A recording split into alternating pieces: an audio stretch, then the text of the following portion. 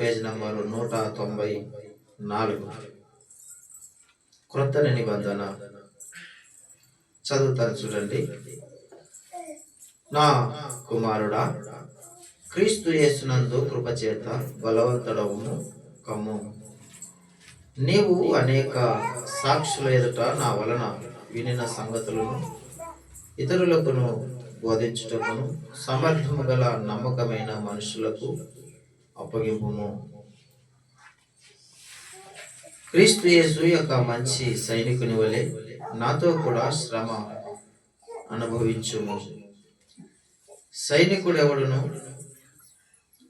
యుద్ధమునకు పోవునప్పుడు తన దండులో చేర్చుకొనిన వానిని సంతోషపెట్టవలెనని ఈ జీవన వ్యాపారములలో చిక్కుకొనుడు. మరియు జట్టి అయిన వాడు పోరాడినప్పుడు నియమ ప్రకారము పోరాడుకుంటే వానికి కిరీటము దొరకదు. ప్రియులారా, ఈ మాటలు ప్రభు మన వినికిడిలో దీవించునుగాక.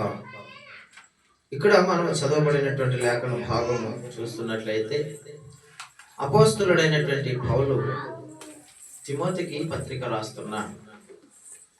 మనము పందెపు రంగంలో ఉన్నాము. అయితే దేవుడు పిలిచినటువంటి పిలుపుకు తగినట్టుగా మనము పని చేయాలి అనేది ఇక్కడ కొన్ని మాటలు హెచ్చరిస్తున్నాడు. నియమము ప్రకారంగా దేవుని పని చెయ్యాలి. నియమము ప్రకారం అంటే దేవుడు ఏ పని అయితే మనకు అప్పగించినాడో దాని క్రమబద్ధంగా చేసుకొని పోవాలి. పని పట్ల మనము శ్రద్ధ కలిగి చెయ్యాలి. ఇది ఎవరి పని అని మనం చూస్తే దేవుని పని. మనం అశ్రద్ధతో ఉంటే ఆ కిరీటము మనము పొందలేము. అక్కడ కిరీటం గురించి కూడా మాట్లాడినాడు చూడండి. క్రీస్తు యేసు యొక్క మంచి సైనికుని వలె నాతో కూడా శ్రమను అనుభవించుము అంటున్నాడు. పౌలు రక్షించబడినప్పుడు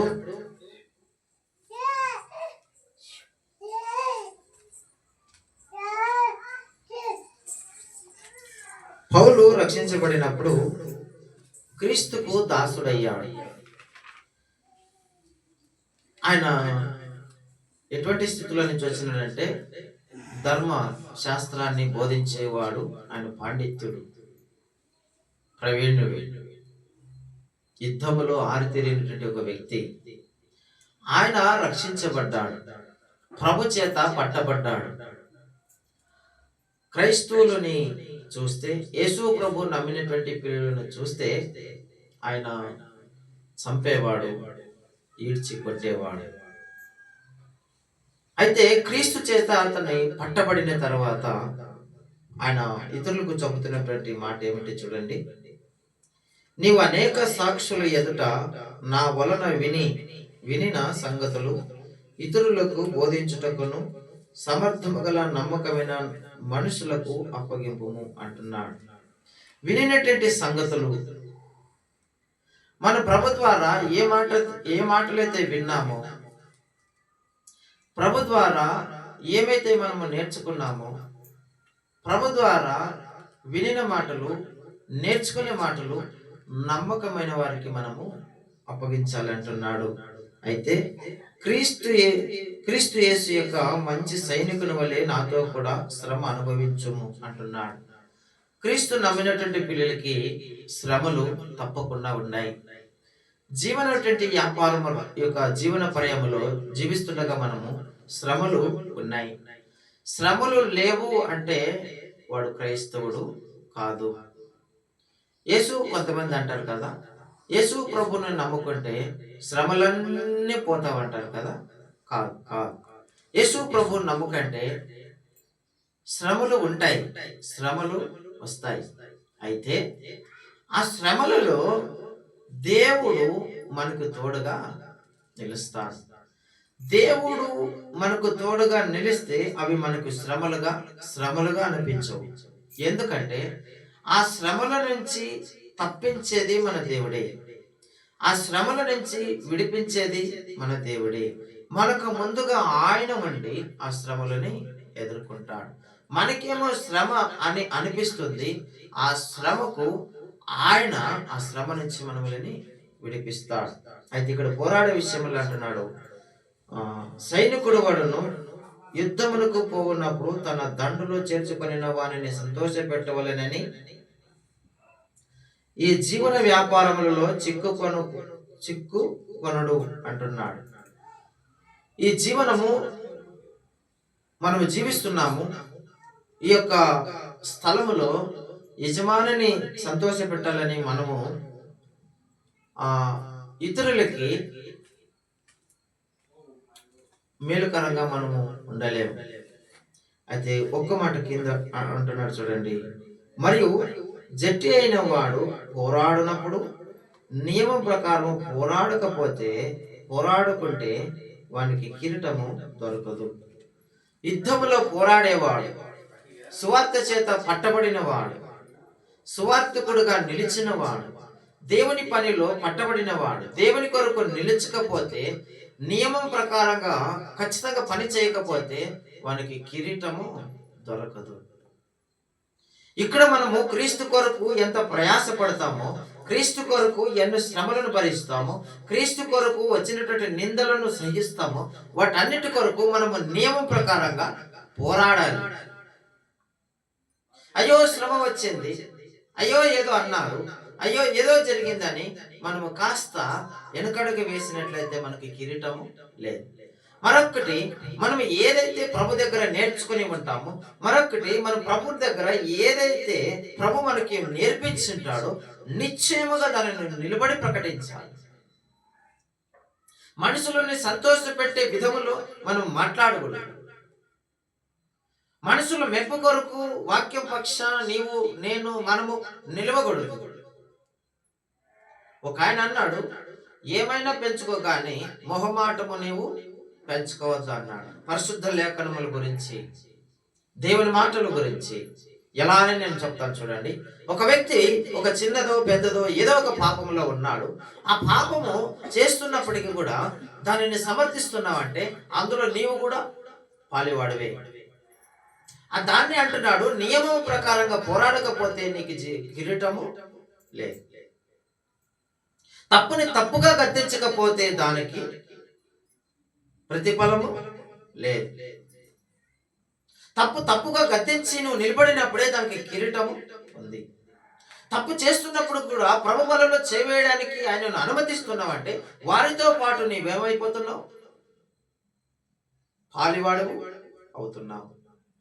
నీకు తప్పు అని కనబడింది కళ్ళకి, కానీ కొంతమంది అంటారు కదా, ఆ తప్పు ప్రభువే చూసుకుంటాడులే. మరి ఇది ఏమిటి? ఈయన రాయించే లేఖనం ఏమిటి? ఆ మాట కూడా ఇక్కడ అనొచ్చు కదా, అది ప్రభువే చూసుకుంటాడులే అని. కాదు కాదు, ఖచ్చితంగా ఉంటుంది దేవుని మాట.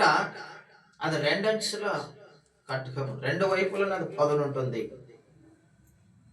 రెండు పక్కల పదువు ఉంటుంది. అవతల వాళ్ళని చీలుస్తుంది, బోధిస్తున్న మమ్మల్ని కూడా చీలుస్తుంది. ప్రియులారా, దేవుని న్యాయము ధర్మబద్ధంగా ఉంటుంది, అంతేగాని మనుషుల మెప్పు కొరకు అది ఉండేది కాదు. ఇక్కడ అంటున్నాడు చూడండి, మరియు జటి అయిన వాడు పోరాడినప్పుడు నియమం ప్రకారము పోరాడుకుంటే వానికి కిరీటము దొరకదు.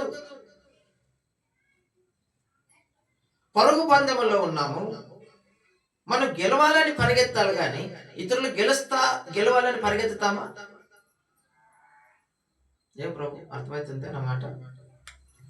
పరుగు పందెంలో ఉన్నాము, లేదా మనకు అర్థమయ్యే భాషలో పల్లెటూరులో బాగా ఆడతారు కదా కబడ్డీ. అవతల గెలవాలని యువతలు ఆడతారా? ఎందుకు?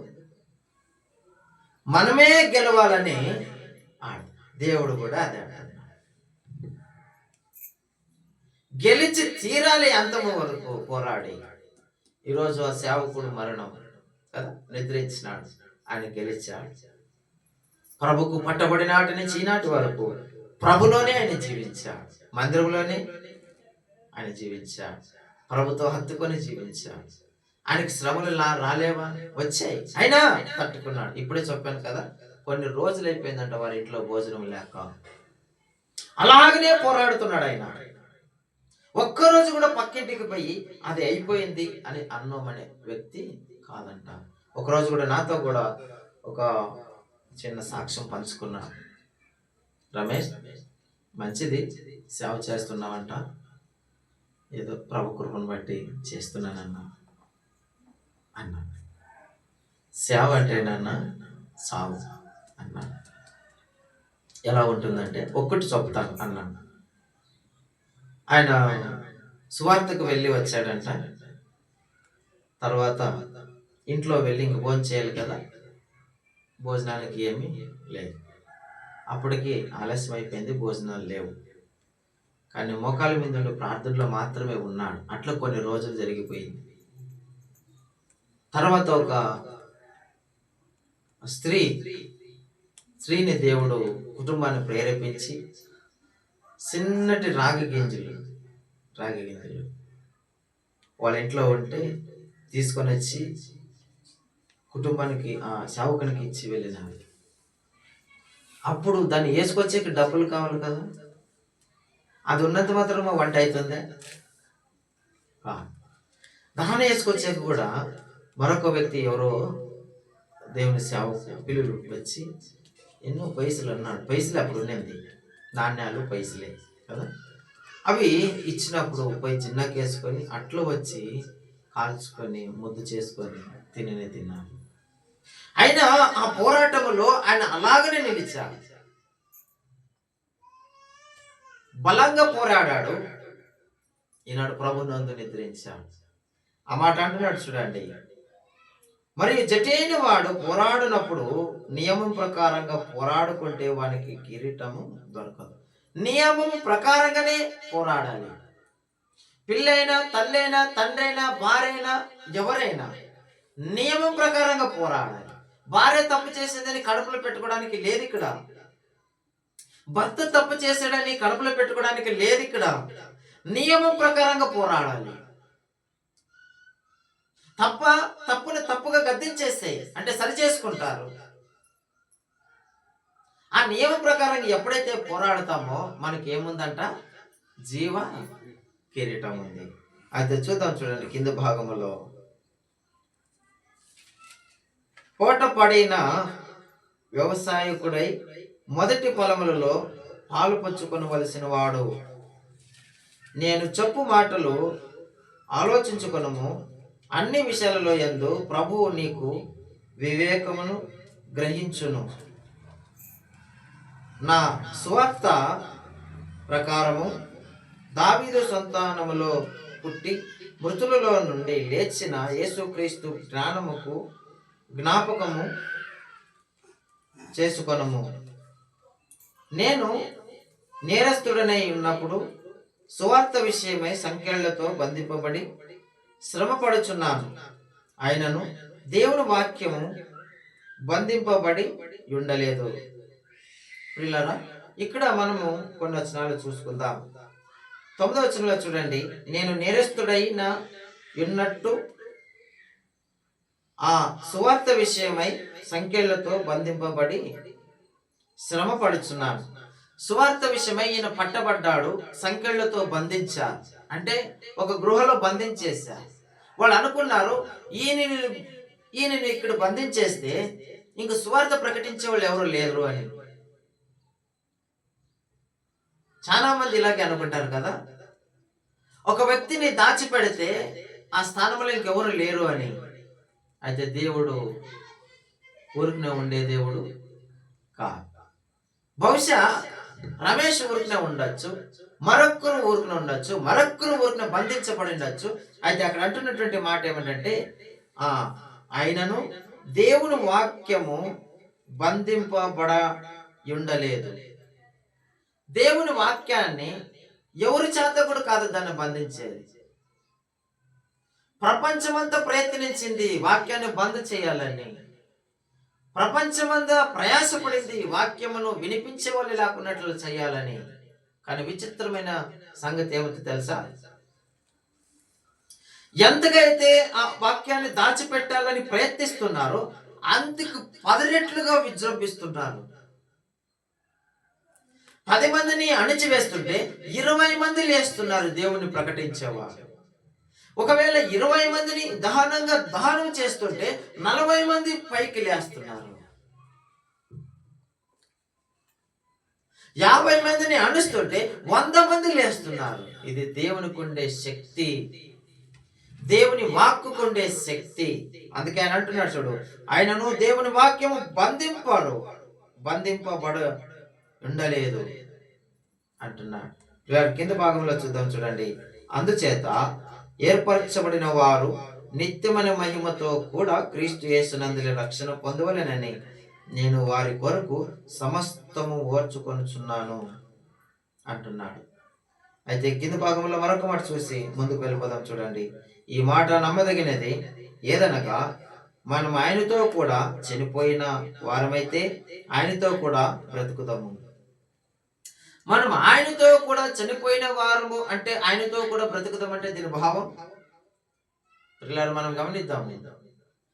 ఆయనతో కూడా చనిపోయిన వారం అంటే ఈ లోక శరీర కోరికల చేత చచ్చిపోయిన వారముగా ఉండాలి. ఈ లోక ఆశలపై చావు ఉండాలి అంటే చనిపోయే వారముగా ఉండాలి, చనిపోయిన వారుగా ఉండాలి. క్రీస్తు ఈ లోక సంబంధివాసిగా రాలేదు. ఆయన క్రీస్తు పరలోకపు సావాసము కలిగి వచ్చాడు. క్రీస్తు పరలోకపు గవిని తీసుకుని వచ్చాడు. క్రీస్తు పరలోకపు నిధిని తీసుకొచ్చాడు. క్రీస్తు పరలోకపు రక్షణను తీసుకుని వచ్చాడు. జీవిస్తున్నటువంటి విధానములో మనకి కోరికలు ఉండకూడదు. ముఖ్యముగా శరీర కోరికలు ఉండకూడదు. దేవుని యొక్క ఆలోచనలో నీవు నేను మెదులుతున్నప్పుడు మనకి ఏది అవసరమో ఆయనే మనకి తెచ్చిస్తాడు. మన దగ్గరకు ఆయనే పంపిస్తాడు. అదే ఆయన ఒక చోట ఆ మాట అన్నాడు కదా, మొదట నా నీతిని రాజ్యాన్ని వెతకండి, తదనంతరము నీకు ఏది అవసరమో అన్నాడు.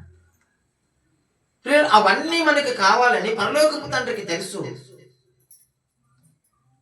మెట్టుకు మనము ఇక్కడ చనిపోయిన వారముగా ఉండాలి, క్రీస్తు కొరకు బ్రతికే వారముగా ఉండాలి. అందుకే ఆ మాట అన్నాడు. ఏమంటున్నాడు? ఈ మాట నమ్మదగినది ఏదనగా మనం ఆయనతో కూడా చనిపోయిన వారమైతే అంటున్నాడు. ఆయనతో కూడా మనం చనిపోవాలి అంటే ఆత్మహత్య చేసుకొని చచ్చిపోయిన కాదు దీని యొక్క పరమార్థం. ఆయన ఎలాగైతే విరిగాడో, ఆయన ఎలాగైతే నలిగాడో ఆ విధంగా మనం విరిగి నలిగినటువంటి హృదయంతో నిలిచి ఉండాలి. అప్పుడు అంటున్నాడు చూడండి, ఆయనతో కూడా చనిపోయిన వారమైతే ఆయనతో కూడా బ్రతుకుతాం అంటే క్రీస్తుతో కూడా మనము బ్రతుకుతాం. మనం చనిపోకున్నట్లుగా క్రీస్తుతో కూడా బ్రతకాలంటే అది సహజమైనటువంటి అసాధ్యం. మనం బ్రతకలేము క్రీస్తు కొరకు. క్రీస్తు కొరకు నిలవాలంటే మనలో ఉంటున్నటువంటి కోరికలు మొదటిగా చనిపోవాలి. క్రీస్తుతో కూడా క్రీస్తు సైనికుని వలె నువ్వు పోరాడాలంటే ఈ లోకపు ఆశలపై నీకు విజయం కావాలి. ఎప్పుడైతే ఈ విజయాన్ని నువ్వు చూస్తావో అప్పుడు సువార్థికుడుగా నువ్వు నిలబడతావు. అప్పుడు మంచి పోరాటము నీవు పోరాడతావు. అప్పుడు నీకు ఒక కిరీటము ఉంచబడుతుంది. అయితే కింద భాగంలో చూద్దాం చూడండి. సహించిన వారమైతే ఆయనతో కూడా ఏలుదాము. సహించిన వారమైతే అంటే కొంతమంది సహించేవారు ఉండరు కదా.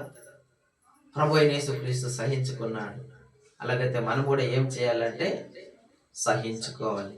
సహించుకోవాలంటే అన్నీ కాదు, కొన్ని.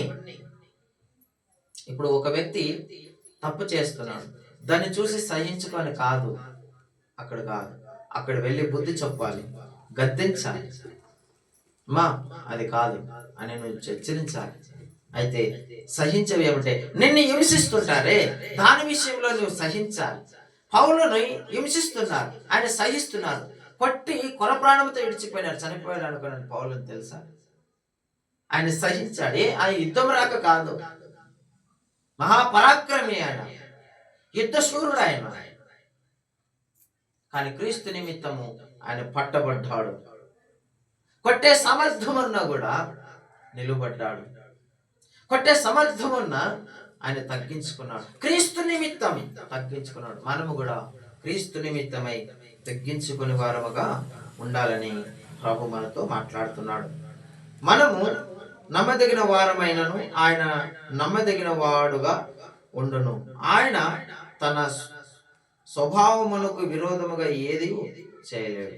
మనము నమ్మకమైన వారము కాకపోయినప్పటికీ ఆయన నమ్మకమైన ఆయన తన స్వభావానికి ఏది కూడా విరుద్ధము చేయడు. ఆ క్రమంలోనే మనల్ని నడిపించాలని తన ఒక ఆలోచన. దేవునికి విరుద్ధంగా క్రీస్తుతో కూడా చనిపోయి బ్రతికిన వాడు క్రీస్తుకు విరుద్ధంగా జీవించలేడు, క్రీస్తుకు విరుద్ధంగా నిలబడలేడు. అయితే క్రీస్తుకు విరుద్ధంగా సాగిపోతున్నావంటే ఇక్కడ గమనించవలసిన మాట ఏమిటంటే నువ్వు క్రీస్తుతో కూడా చనిపోలేదని అర్థం. నువ్వు క్రీస్తుతో కూడా చనిపోతే క్రీస్తుకు విరుద్ధంగా నీవు జీవించలేవు. నీవు నమ్మినటువంటి దేవునికి విరుద్ధంగా నిలబడలేవు. కారణము క్రీస్తు చేతను చనిపోయి క్రీస్తుతో కూడా నడిపించబడుతున్నావు కాబట్టి నువ్వు క్రీస్తుకు విరుద్ధంగా పని చేయలేవు. యేసు ప్రభు నీకు ఏదైతే చెప్పుతాడో దాన్ని ఖచ్చితంగా నీవు పాటిస్తావు. దేవునికి విరుద్ధమైన పనులు నువ్వు చేయవు. అయితే నీవు దేవునికి విరుద్ధమైన పనులు చేస్తున్నావంటే నీవు క్రీస్తుతో కూడా చనిపోయిన వాడువు కాదు అని అర్థం. ఇప్పుడు క్రీస్తుతో కూడా చనిపోయినటువంటి వ్యక్తి తనకుండే దురలవాట్లని మానుకుంటాడు. అది చనిపోవడం. ఒకప్పుడు మనము పాపంలో బ్రతికిన వారమే, అయితే ఇప్పుడు బ్రతకగలమా? లేదు. క్రీస్తుతో కూడా చనిపోయి మనల్ని లేపబడ్డాము కాబట్టి ఇప్పుడు ఈ క్రీస్తుతో కూడా మనము జీవిస్తున్నాం. అది ఎప్పుడైతే మనము చనిపోతామో క్రీస్తుతో కూడా చనిపోతామో మరలా క్రీస్తుతో కూడా మనము బ్రతుకుతాము అనడానికి నిదర్శనం వచనం ఏమిటంటే ఈ భావం. ఏమంటున్నాడు? ఆయన తన స్వభావమునకు విరుద్ధముగా ఏది చేయలేడు. తన స్వభావానికి విరుద్ధంగా ఏది చేయడు. ఇది మనకు కొన్ని గుర్తులు. అది కింద అంటున్నాడు చూడండి, వినివారిని చెరుపుటకే గాని మరి దేనికిని పనికి రాలని మాటలను గూర్చి పాదము పెట్టుకొనవద్దని ప్రభు ఎదుట వారికి సాక్ష్యమిచ్చుచు ఈ సంగతులను వారికి జ్ఞాపకము చేయము అంటున్నాడు. ఈనాడు మనందరికీ మన ప్రభు అయిన యేసుక్రీస్తు ఈ మాటలన్నీ కూడా మనకి జ్ఞాపకము చేస్తున్నాడు. ఒకవేళ క్రీస్తుతో కూడా మనం చనిపోయిన వారమైతే మంచిది, కానీ చనిపోకపోతే ఈనాడు ప్రభు మనములను ప్రేమించి ఈ మాటలను తెలియజేస్తున్నాడు. క్రీస్తుతో కూడా మనం చనిపోయిన వారముగా ఉంటే క్రీస్తుతో కూడా మనము బ్రతుకుతాం. అలాగైతే కింది భాగంలో చూద్దాం చూడండి, దేవుని ఎదుట యోగ్యునిగాను సిగ్గుపడనక్కరలేని పనివానిగాను నిత్య వాక్యమును సరిగ్గా ఉపదేశించువానిగాను నిన్ను నీవే దేవునికి కనుపరుచుకొనుటకు జాగ్రత్త పడుము అంటున్నాడు. ఇక్కడ మనము దేవునికి సమర్పించుకోవాలి. సమర్పించుకోవడం అంటే ఎట్లా? ఏమన్నా ఐడియా ఉంది?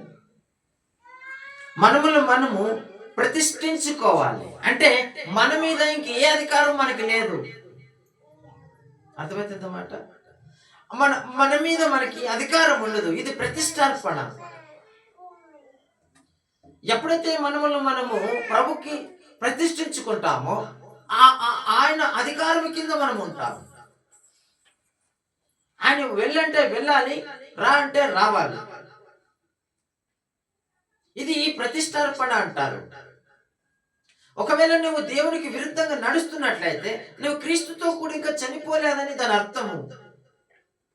క్రీస్తు ఇది చేయొద్దు అన్నాడు అనుకో, దాన్ని మనము చేయకూడదు.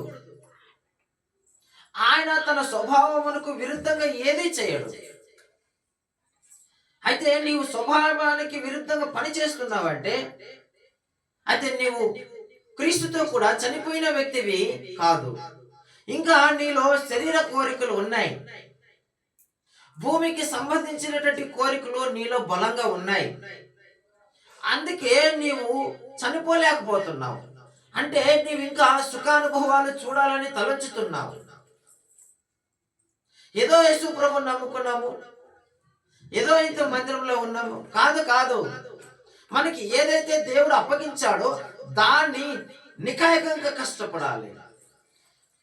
అదే అంటున్నాడు కదా, పోరాడేవాడు జట్టువాడి అంటే గెలవడానికే పోరాడాలి, ఇతరులు గెలవడానికి కాదు. నీవు గెలవడానికి పోరాడు. వాడు గెలిస్తేనే ఆ కిరీటం మనకి దొరుకుతుంది.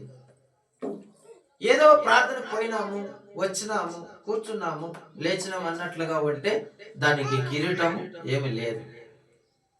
ఉంటావు అంతే, ఎక్కడో ఒక చోట ఉంటావు అంతే.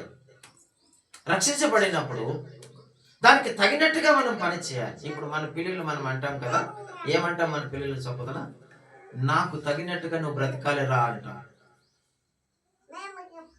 మన పిల్లలు అదే మాట అనేది కదా. ఎక్కడ తల వంచే పనులు చేయతనన్నా, మీ నాన్న ఎక్కడ తల వంచలేదు, మీ అమ్మ ఎప్పుడు తల వంచలేదు. అయితే నీవు కూడా ఏమో చేయాలి తెలుసా, బలంగా నిలబడి. ఒకవేళ నేను ఎదిరించేవారు వచ్చారా, ధైర్యంగా ఎదుర్కో, నేను అలాంటి వ్యక్తిని కాదు అని సమర్థవంతంగా ఎదుర్కో. తల వంచే పనులు చేయకూడదు. మన ప్రభు అయిన యేసుక్రీస్తు కూడా తల వంచే పనులు మనము చేయకూడదు. పోరాడేవాడు నియమం ప్రకారంగా పోరాడాలి. పక్కోని గెలిపించడానికి పోరాడకూడదు, మనము గెలవడానికి పోరాడాలి. ఎలా అని చూస్తే అక్కడ మొదటిలోనే మనం చూసుకుంటూ వచ్చేసాము కదా. ఒక మాట అంటున్నాను, అదే మనకి ఒక ఉదాహరణంగా ఒక మాట అనుకున్నాం. రన్నింగ్ రేస్ పరుగు పందెం ఉంటుంది కదా, పారుతారు అందరు కదా. పారుతుంటారు, ఒక 8 మంది పారుతారు అనుకోండి. 8 మంది గెలుస్తారా, ఎవరైనా ఒక్కరు గెలుస్తారా? 8 మంది గెలాలి కదా. వాళ్ళ ప్రయాస ఎట్లుంటుందంటే, నేను గెలిచి తీరాలి అని పరిగెత్తుతుంటా. అయితే ఈ జీవన వ్యాపార రంగంలో మనం ఉన్నాము, ప్రభు కొరకు నిలబడ్డాము. అయితే మన పరుగు పందెం ఎలా ఉంది? నియమం ప్రకారంగా ప్రభు కొరకు పరిగెత్తే వారముగా ఉన్నామా? నియమం ప్రకారంగా ప్రభు కొరకు కష్టపడి పనిచేసే వారముగా ఉన్నామా? అయితే నిర్లక్ష్యముతో కూడా పనిచేసే వారముగా ఉన్నామా? ఒకవేళ నిర్లక్ష్యముతో పని చేసినట్లయితే దానికి జీవ కిరీటము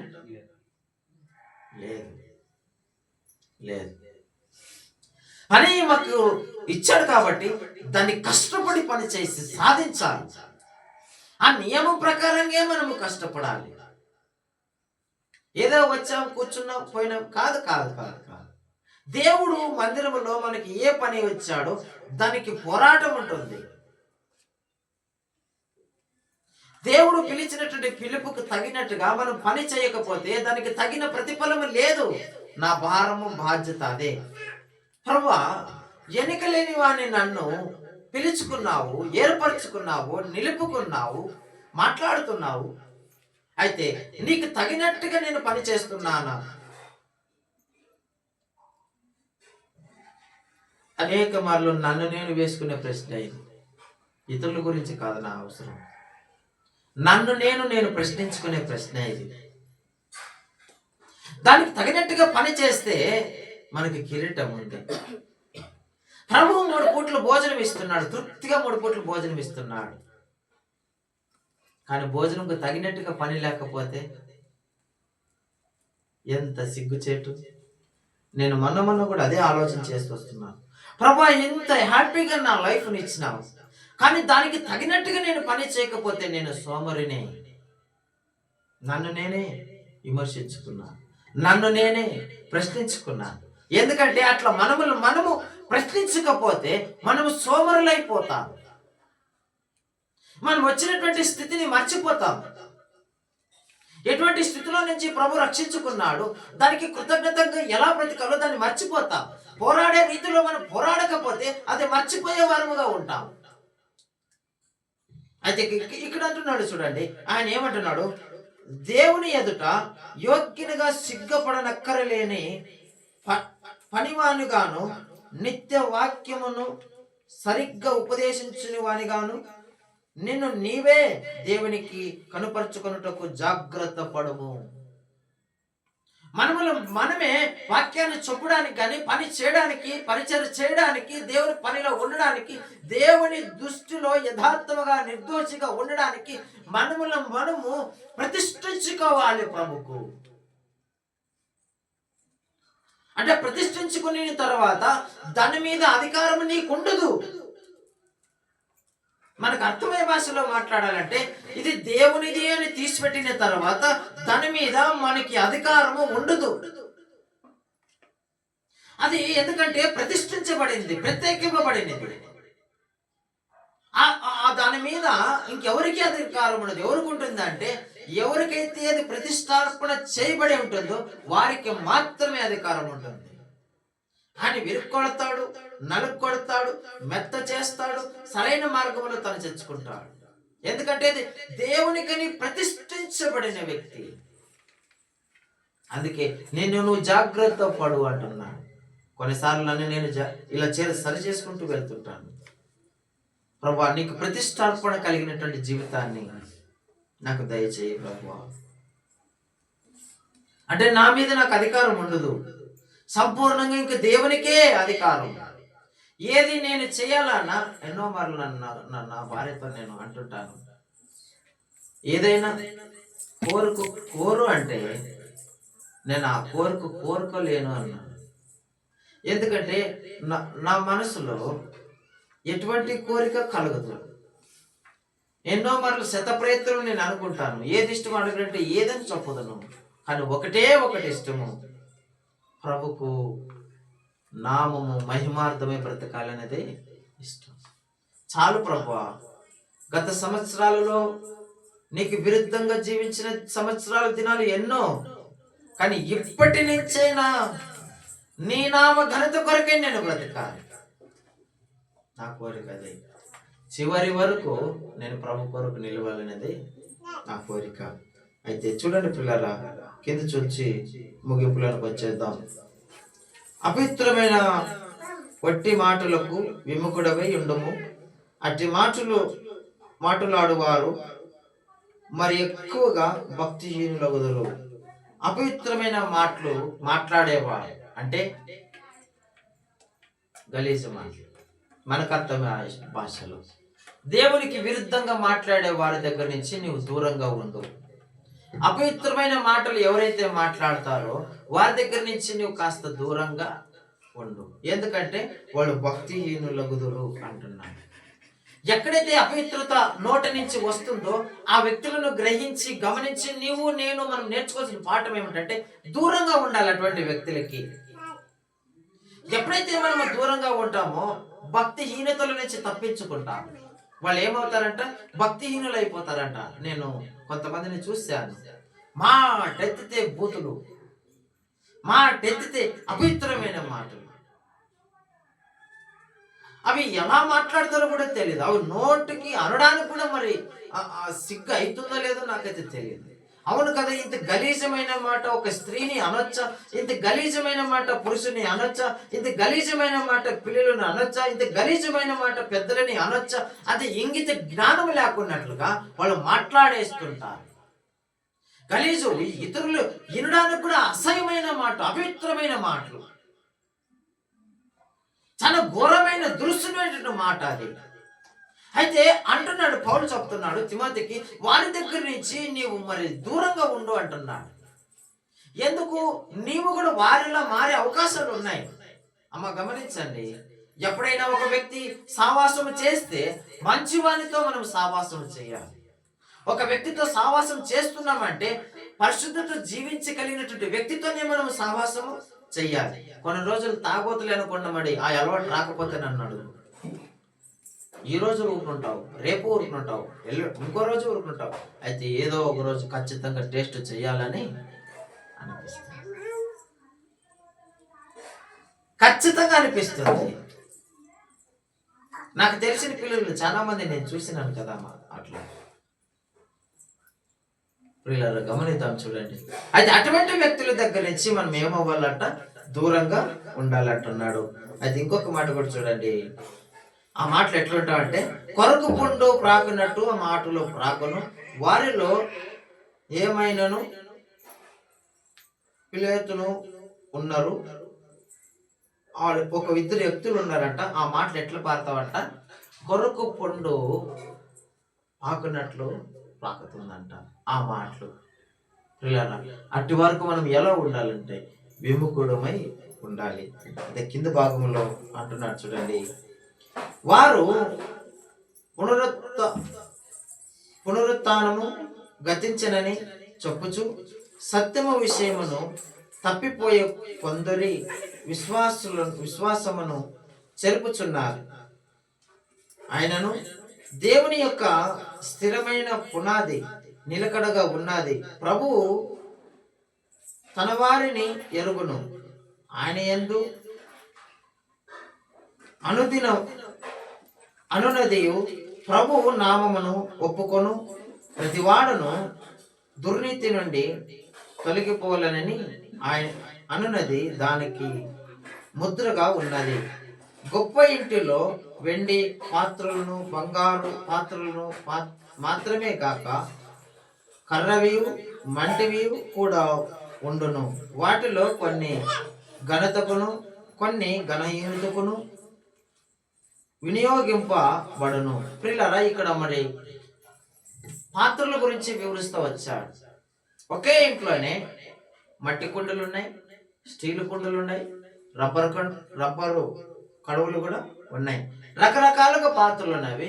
ఒకటి ఘనహీనతకు ఉపయోగించబడుతుంది, మరొకటి ఘనత కొరకు ఉపయోగించబడుతుంది. అయితే ఆ పాత్రలో ఏ పాత్రగా మనం నిలిచి ఉన్నాం? ఘనహీనతకు తగినట్టుగా ఉన్నామా, లేదా ఘనత తెచ్చేవరముగా ఉన్నామా? ఇది మన అంతరంగంలో మనం వేసుకోవాల్సినటువంటి ప్రశ్న. మనము ఇతరులని లేదా మన ప్రభువైన యేసుక్రీస్తుని అవమానపరిచేవారముగా ఉన్నామా, మన ప్రభువైన యేసుక్రీస్తుని ఘనపరిచేవారముగా ఉన్నామా? మన కుటుంబానికి ఆశీర్వాదకరంగా ఉన్నామా, లేదా మన కుటుంబాన్ని అవమానపరిచేవారముగా ఉన్నామా?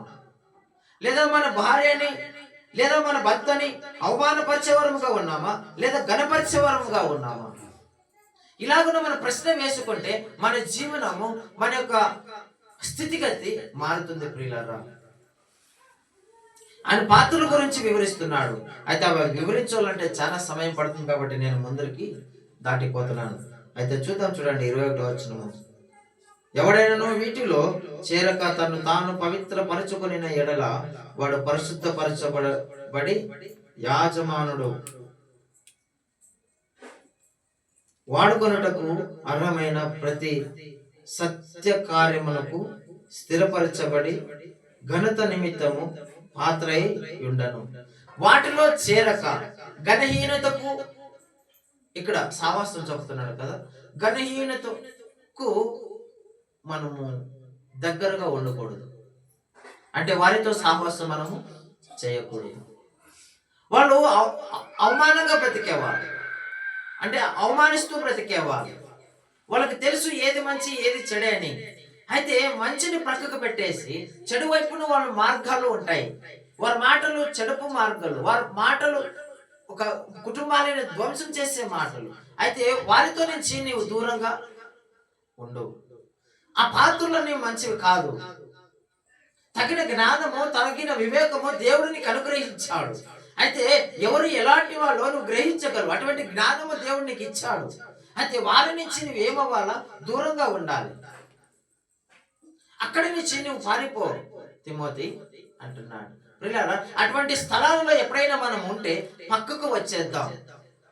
ఒకవేళ అటువంటి మనుషులు మనకి ఎదురుపడ్డప్పుడు మెలకు కలిగి జారుకునేద్దాం. ఎందుకంటే మనం కూడా వారితో సావాసం చేసి చాలా ప్రమాదకరం. మంచివాడిని యొక్క నడివాడ దుష్టుడు చెడిపేస్తాడట. దుష్టుని ప్రవర్తన వల్ల మంచోడు కూడా చెడిపోతాడంట. అదేమో మనకి కొద్దిగా ఇది ఉంది కదా, ఎనుగొడ్డేనికి పోయి ఆవు కూడా ఏదో ఏదో తినిందంట తెలుగమ్మ. ఏదో ఉంది, అది ఎనుగొడ్డానికి పోయి ఆవు కూడా తినేసిందంట. అది ఏదో ఉంది, నాకు రావద్దు. అలా అయిపోతుంది జీవన.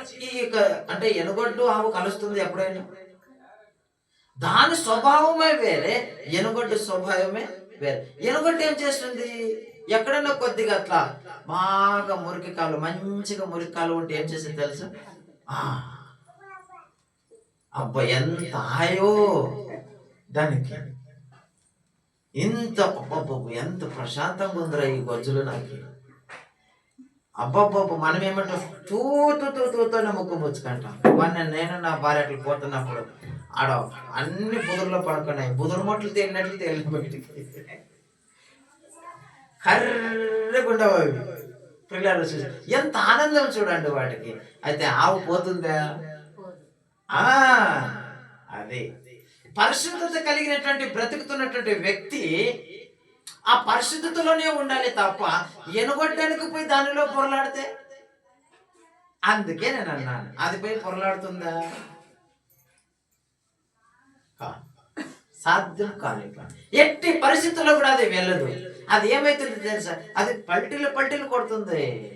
ప్రభు బుధుల్లో ఎనుగొట్టు పల్టీలు కొడుతుంది, అట్లు ముంచుతుంది, ఇట్లా అంటది. అది ఇంకా ఏం చేస్తుంది తెలుసా, దాన్ని బాగా తనివి తీరినప్పుడు రోడ్డు మళ్ళకెక్కి నువ్వు మంచి బట్టలు వేసుకపోమాడి తొక్కత పట్ట నిన్నే కొడతాడు. ఎవడైనా పోతాడో దాన్ని పొద్దున్నప్పుడు దాని పట్లకి ఎవరు పోరు. అయితే ఇక్కడ వినండి, ఎందుకు ఇది చెప్తున్నానంటే, దేవునితో సహవాసం చేసే వ్యక్తిగా నీవు నేను మనము ఉన్నాము. అయితే అటువంటి వాళ్ళ దగ్గర మన సహవాసము ఉండకూడదు. అందుకే ఆ మాట ఎనుగొడ్డంటే వెళ్ళి అది కూడా ఏదో తినిందంట అని. పిల్లలు గమనిద్దాం చూడండి. ఎప్పుడైతే మనము ప్రభుకు ప్రతిష్ఠించబడ్డామో ప్రత్యేకంగా జీవించే వారముగా ఉండాలి. ప్రభు ఏర్పాట్లో మనం ఉన్నామని గ్రహించాము కాబట్టి, ఆ జ్ఞానము దేవుడు మనకి ఇచ్చాడు కాబట్టి, ఆ జ్ఞానోపదేశమును మనకి బోధించాడు కాబట్టి, ఆ యేసయ్య మనకు బోధించాడు కాబట్టి, పరిశుద్ధాత్ముడు సత్యముల నుంచి సర్వసత్యములోనికి నడిపించాడు కాబట్టి, ఏది సత్యం ఏది అబద్ధం దేవుడు మనకి నేర్పించారు కాబట్టి, అసత్యము వైపు మనం వెళ్ళకూడదు, వెళ్ళనివ్వకూడదు మనలను కూడా. ఎప్పుడైతే నీవు ఆ నియమము కట్టబడి ఉంటావో దేవుడు నిన్ను ప్రత్యేకంగా ఉంచుతాడు. 10 మందిలో ఉన్నారు అనుకోండి, 10 మందిలో ఒక్కడు అంత మంచి బట్టలు వేసుకొని ఉన్నాడు అనుకోండి, అందరూ ఆ ఒక్కడనే చూస్తారా? చూడరు. ఏం దుర్గమ్మ? ఖచ్చితంగా చూస్తారు. ఎందుకు? వాడు ఒక ఏమో తెలియదు అన్నా, వాడు ఏదో బట్టలు అట్లా వేసుకున్నాడు, వాడు ఇది ప్రత్యేకత, వాడు ఒక డిజైన్ వేరే, వాడి ఆలోచనలు వేరే, వాడి నడక వేరే, వాడు మనలో కన్నుడు. ఎప్పుడైతే ఈ ప్రత్యేకత నీలో ఉందో ప్రభు నిన్ను నడిపిస్తున్నాడని నువ్వు గ్రహించేస్తే, అయితే నువ్వు వారితో పాటు ఇంకా పాపంలోనే ఇంకా వారు ఏది చేస్తే నువ్వు దానికి సపోర్ట్ చేస్తున్నావు అంటే, వారితో పాటు నువ్వు వెళ్ళి ఏదేదో చేస్తున్నావు అంటే నువ్వు ఇంకా క్రీస్తుతో కూడా చనిపోలేదని అర్థం. క్రీస్తుతో కూడా చనిపోయిన వ్యక్తి క్రీస్తుతో కూడా బ్రతుకుతాడు, క్రీస్తు విషయమై బ్రతుకుతాడు, క్రీస్తు కొరకే బ్రతుకుతాడు. వాడు ఇంక ఏ దాని కొరకు బ్రతుకుడు. కొంతమంది బ్రతుకుతారు కదా, నువ్వు ఎవరి కొరకు బ్రతుకుతారంటే కొంతమంది అంటారు నా పిల్లల కొరకు అంటారు, కొంతమంది అంటారు నా భర్త కొరకు అంటారు, కొంతమంది అంటారు నా భార్య కొరకు అంటారు, కొంతమంది అంటారు మా ఇంట్లో ఉండే వాళ్ళ కొరకు అంటారు, అయితే కొంతమంది అంటారు నా ప్రియురాలు కొరకు అంటారు. ఇలాంటి వాళ్ళు కూడా ఉన్నారు. నేను చూశాను కాబట్టి నేను ఎప్పుడో చచ్చిపోతాండి, కానీ వాడు ఒకడు ఉన్నాడు, వాని కోసం ఒక్కటే నేను బ్రతుకుతాను. అయితే ఈయనది కాదు. క్రీస్తుతో కూడా బ్రతుకుతున్నామంటే క్రీస్తు పోలికలు మనలో నిలిచి ఉండాలి. ఆయన మన కొరకై ప్రాణం పెట్టాడు, మన కొరకై సమాధి చేయబడ్డాడు, మన కొరకై పునరుద్ధానుడై లేచాడు. మనల్ని ఎక్కడ ఉంచడానికి తెలుసా? పరలోకములో యుగయుగములో దేవునితో సహవాసం కలిగి ఉండడానికి.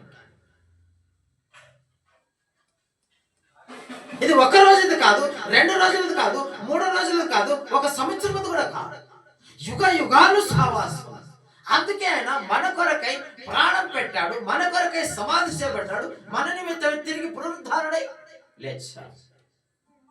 అందుకే ఆయన అంటున్నాడు మిమ్మల్ని మేము ప్రతిష్ఠించుకొనండి అన్నాడు. అంటే మన శరీరం మీద మనకి అధికారం లేదు, మన మీద మనకి అధికారం లేదు. శరీరం ఇడిస్తే ఏదైనా కోరుతుంది.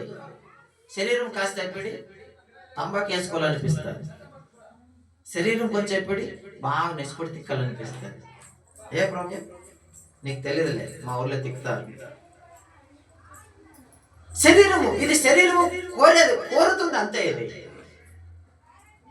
శరీరము ఇడిచిపెడితే ఎలా బెగతలా నడిపించబడుతుంది. వీళ్ళని గమనిద్దాం చూడండి. ఎప్పుడైతే మనం ఇలాగున మనల్ని మనం ప్రతిష్ఠించుకుంటాం ప్రభుకి, మన మీద మనకి అధికారము ఉండదు. సంపూర్ణంగా దేవునికి అధికారం ఉంటుంది. అయితే ఇక్కడ అంటున్నాడు చూడండి,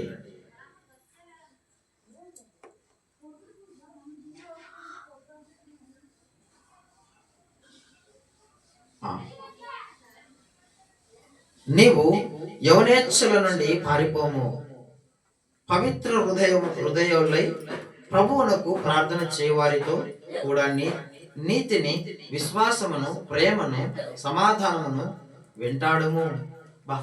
తిమోతికి చూడండి ఎలా అంటున్నాడు. యవనస్తుడు ఎవరిని వెంటాడాలంట మనము? ఫస్ట్ అంటున్నాడు చూడు, నీ యవనేచ్ఛల నుండి పారిపోము అంటున్నా. అంటే యవన కోరికల నుంచి నీవు పారిపోము. ఆ యవనము ప్రేరేపించేది పాపమునికే, ఆ యవనము ప్రేరేపించేది పాపమునికే, అది మరణానికి దారి చూస్తుంది. అందుకే నీవు యవనేచ్ఛల నుంచి పారిపో. ఆ పాపము నిన్ను నరకానికి విడుచుకుని వెళుతుంది. నువ్వు ఇంతకాలము బ్రతికింది అపవిత్రైపోతావు. అంటే క్రీస్తుకు విరుద్ధంగా నువ్వు నిలిచిపోతావు. అక్కడి నుంచి నీవు పారిపో. అయితే పారిపోయి ఎక్కడుండాలా? అయితే పారిపోయి ఎక్కడ జీవించాలా? ఇక్కడ చూద్దాం చూడండి. పవిత్ర హృదయాలైన ప్రభువునకు ప్రార్థన చేయవారితో మనము ఉండాలి. ఎవరితో ఉండాలమ్మా? ప్రార్థన చేయవారితో ఉండాలి. ఎప్పుడైతే ప్రార్థన చేయవారితో ఉంటామో ఆటోమేటిక్ గా దేవుని లక్షణాలు మనలో ఏర్పాటు అవుతాయి. వారు మన కొరకు ప్రార్థన చేస్తారు, వారి కొరకు మనం ప్రార్థన చేస్తాం. ఎప్పుడైతే మన కొరకు విజ్ఞాపన చేసే వాళ్ళు ఉంటారో మనము అపవిత్రమైనటువంటి వాటికి చోటు. అయితే కింద చూద్దాం చూడండి. ఒకటి ప్రార్థనతో ఉండాలంట మనము. రెండవది కూడా నీతిని, విశ్వాసము, ప్రేమను, సమాధానమును వెంటాడు. మనం ఏమిటిని వెంటాడాలంట? నీతిని, విశ్వాసమును, ప్రేమను, సమాధానం. మొదటిగా నీతి, తర్వాత విశ్వాసము, తర్వాత ప్రేమ, సమాధానం. ఈ 4 మనము వెంటాడే వారముగా ఉండాలి. ఎప్పుడైతే ఈ 4 మనము వెంటాడే వారముగా ఉంటామో ప్రభు ఎంత ఆనందిస్తాడో. నీతి అంటే ఎంత ప్రేమ కదా ఆయనకి, పవిత్రత అంటే ఎంత ఇష్టము కదా. ఎప్పుడైతే వీటిని మనం వెంటాడుతామో అంటే ఆ పాపం నుంచి పారిపోయి, ఆ పాపం నుంచి దూరంగా వెళ్ళిపోయి దీనిని వెంటాడు అంటున్నాడు ఆయన. దీని దగ్గర వెంటాడుతున్నప్పుడు ప్రభు మనకి ఖచ్చితంగా ఏమి నేర్పాలో నేర్పిస్తాడు, ఎలా నడిపించాలో అలా నడిపిస్తాడు.